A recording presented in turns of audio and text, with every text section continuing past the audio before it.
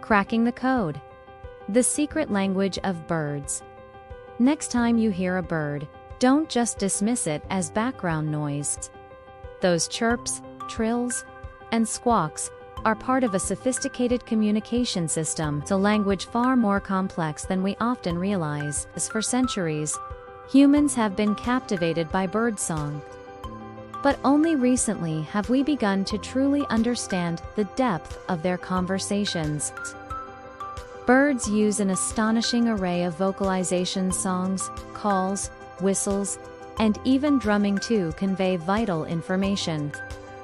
Think of it as their daily news broadcast. They alert each other to danger, with specific calls for aerial predators, like hawks, versus ground threats, like cats. Take the black-capped chickadee, a master of alarm calls. Their high-pitched seat call signals a distant raptor, while the familiar chickadee means a raptor is perched nearby, adding extra Ds for greater peril. But communication isn't limited to warnings. Birds sing to claim territory, attract mates, beg for food, and keep in touch with their flocks. Sound is incredibly efficient, traveling long distances, even through dense foliage, to connect birds over miles. Beyond their voices, birds also use non-vocal sounds. The ruffed grouse creates a mini-sonic boom with its wings to mark its territory. And the Wilson snipe uses special tail feathers to produce a winnowing sound during courtship. And then there are the visual displays. Male red-winged blackbirds puff up their feathers, showcasing vibrant red and yellow patches while singing, a powerful display of dominance. Peacocks, of course, flaunt their magnificent tails to attract mates, with females carefully assessing plumage as a sign of health and good genes. What's truly groundbreaking is the discovery of interspecies communication.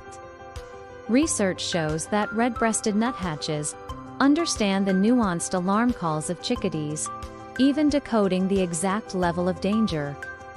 This shared language isn't just between birds. Stuffed titmouse alarm calls send squirrels and chipmunks scurrying. And these mammals even mimic the distress signals, creating a multi-species alarm chorus. This raises a fascinating question. Is this understanding innate, or is it learned? Dr. McGrath's research with superb fairy wrens offers a remarkable answer. Birds actively learn these interspecies calls. Wrens exposed to noisy miners on a university campus reacted to recordings of miner alarm calls, while wrens in a miner-free botanical garden did not. Further studies confirmed this, showing that fairy wrens can be trained to recognize new sounds as alarm calls, unequivocally demonstrating the power of learning. So, the next time you step outside, listen closely. Those seemingly simple chirps are part of an intricate, learned language, a secret world of communication. Allows birds to navigate their environment and even understand the hidden messages of other creatures around them.